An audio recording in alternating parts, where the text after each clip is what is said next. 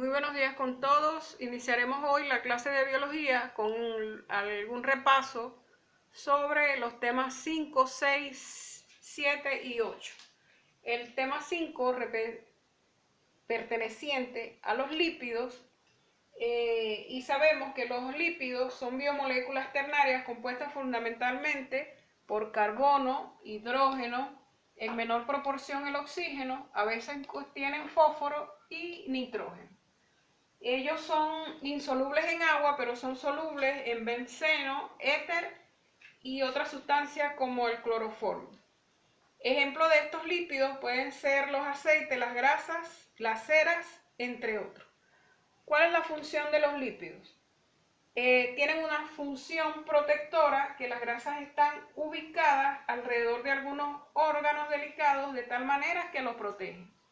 La función electroaislante, los lípidos alrededor de los axones de la neurona favorecen la transmisión del impulso nervioso.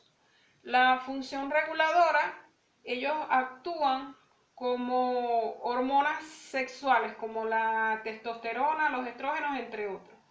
Y también algunas vitaminas que son liposolubles, como la A, la D, la E y la K. La función termoaislante es en algunos animales endotérmicos, como los mamíferos, que son almacenados debajo de la piel. La función energética, almacena sus grasas en gran cantidad a manera de energía.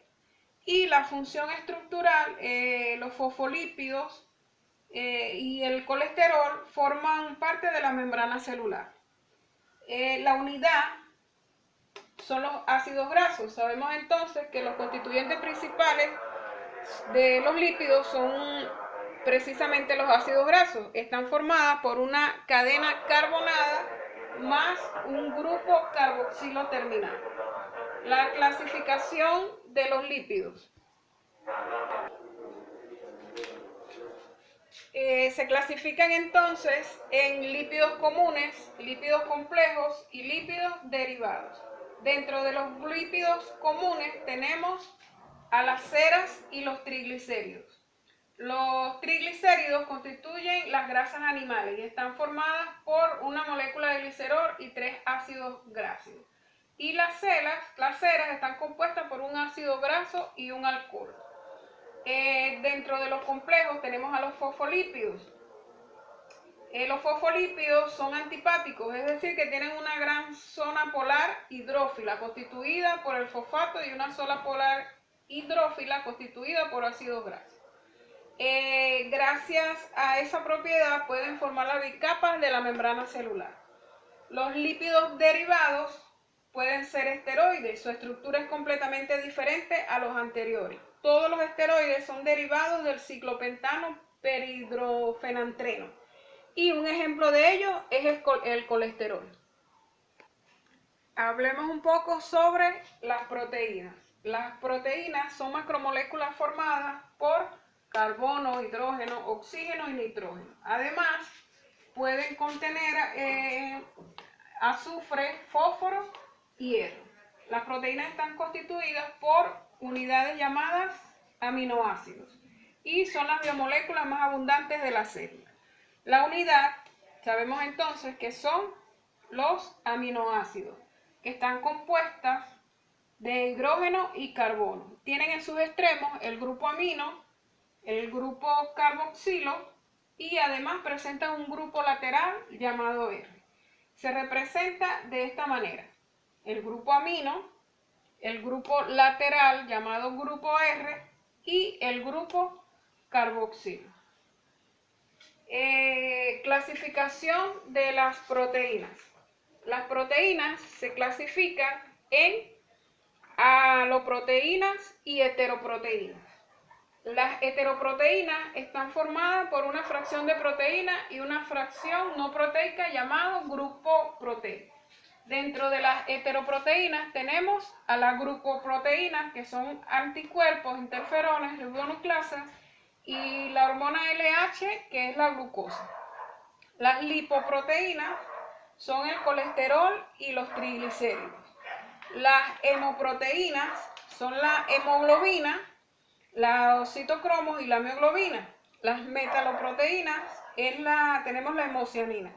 Y dentro de las fosfoproteínas tenemos la caseína y la vitelina. Las aloproteínas están formadas solamente por aminoácidos y tenemos a las globulares y a las fibrosas. Las globulares son las prolaminas, gluteínas, albúmenas, hormonas y las enzimas. Y las fibrosas son el colágeno, la queratina y la elastina. Hablaremos entonces sobre los ácidos nucleicos.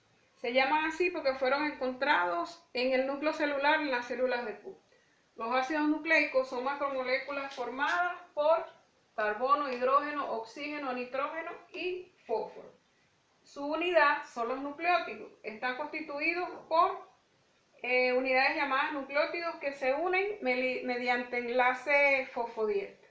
Una unidad de nucleótido está formada por fósforo, un azúcar pentosa y las bases nitrogenadas. El ácido fosfórico, que es el que le da el carácter ácido y la basofilia a los ácidos nucleicos, tienen que unirse a colorantes básicos. El H3PO4 es el que le da entonces ese carácter. La azúcar pentosa de 5 lados es la ribosa y la desoxirribosa. Y las bases nitrogenadas son las purinas, que es la adenina y la guanina, y las pirimidinas, que son la citosina, la timina y el uracilo. Ellas están enlazadas mediante enlaces fosfodiéster de la siguiente manera. Cada uno de los enlaces fosfodiéster son los que unen a los nucleótidos adyacentes. Los ácidos nucleicos son de dos tipos: el ADN, que forman cadenas de desoxirribonucleótidos colocadas paralelamente y que se mantienen unidas por un puente de hidrógeno entre cada base. Esta doble cadena se tuerce sobre sí misma formando una doble hélice.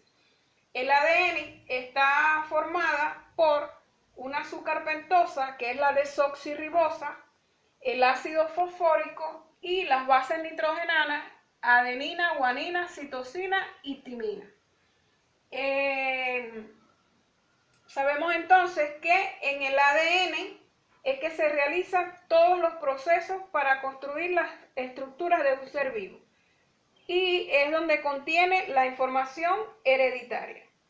El otro ácido nucleico es el ARN, compuesto por una cadena de ribonucleótidos. Cumple una función diversa, entre ellas la síntesis de proteínas. Y presenta las siguientes características. En su constitución, su azúcar pentosa es la ribosa, que es un monosacárido, con ácido fosfórico, y sus bases nitrogenadas son adenina, citosina, guanina y uracilo en vez de timina. Se conocen 3 tipos de ARN y los 3 trabajan para sintetizar las proteínas. El primero es el ARN mensajero. Aquí se fabrican a modo de copia algún segmento de ADN y es el que transporta esta información. El ARN de transferencia transporta los aminoácidos hacia el ribosoma para la síntesis de proteínas. Y el ARN ribosomal se asocia con las proteínas para la constitución del ribosoma. A este os llega el ARN mensajero para ser leído y este proceso es el que conocemos como traducción.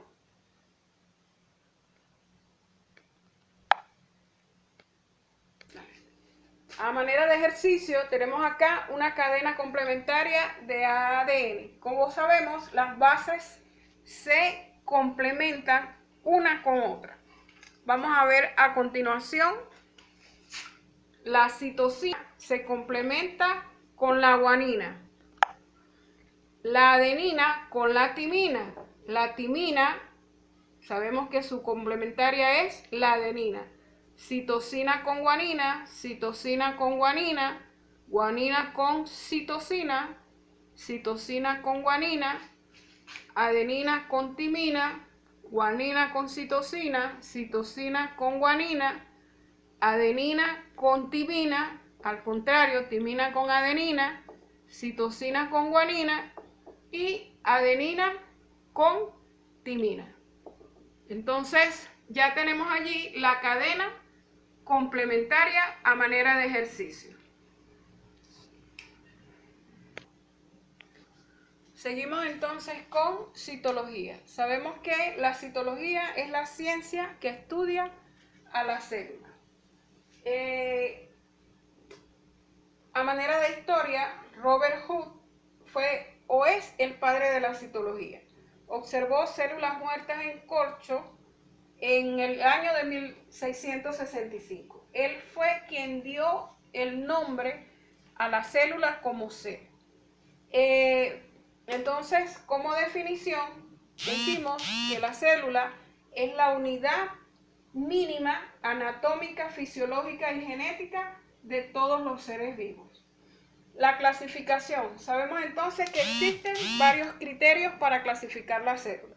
La vamos a clasificar de acuerdo a su nutrición y a su evolución. De acuerdo a su nutrición, la clasificamos en autótrofas, heterótrofas y mixótrofas. Las células autótrofas son aquellas que son capaces de sintetizar su propio alimento. Las células heterótrofas son aquellas que consumen los alimentos sintetizados por las autótrofas. Y las mixótrofas son aquellas que, de acuerdo a las circunstancias de su entorno, realizan síntesis o consumos de alimentos. De acuerdo a su evolución, se van a clasificar en procariotas e eucariotas. Las procariotas, también llamadas procariontes, no presentan carioteca y núcleo celular. Son las primeras que existieron. Un ejemplo de ellas son las cianobacterias, microplasmas y arqueobacterias. La pared celular contiene peptidoglucano. La célula eucariota, también llamada eucito, es la célula típica de todos los organismos pluricelulares y de algunos unicelulares. Como por su elevada grado de diferenciación, posee un gran número de estructuras y órganos. Dentro de las células eucariotas tenemos a la célula eucariota animal y la célula eucariota vegetal.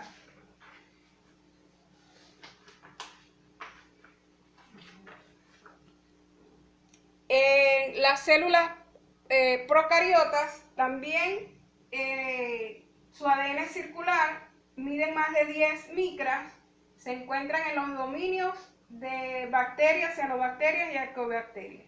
Y las células eucariotas provienen de las células procariotas, también presentan carioteca, su ADN es fundamental, presentan a todas las organelas, incluyendo los ribosomas, miden más de 10 micras y juntas forman los tejidos. Estas células existen en el reino protista, el reino fungi, reino plantae y el reino animalia. Las partes de una célula eucariota son envoltura, membrana celular, núcleo y citoplasma. Las envolturas en una célula animal es el glucocáliz, que es el receptor de señales químicas y reconoce la célula y la adhesión celular. Entre estas envolturas llamamos también pared celular a la envoltura de la célula vegetal. Su componente químico principal es la celulosa y sus funciones son brindar rigidez, forma la célula vegetal.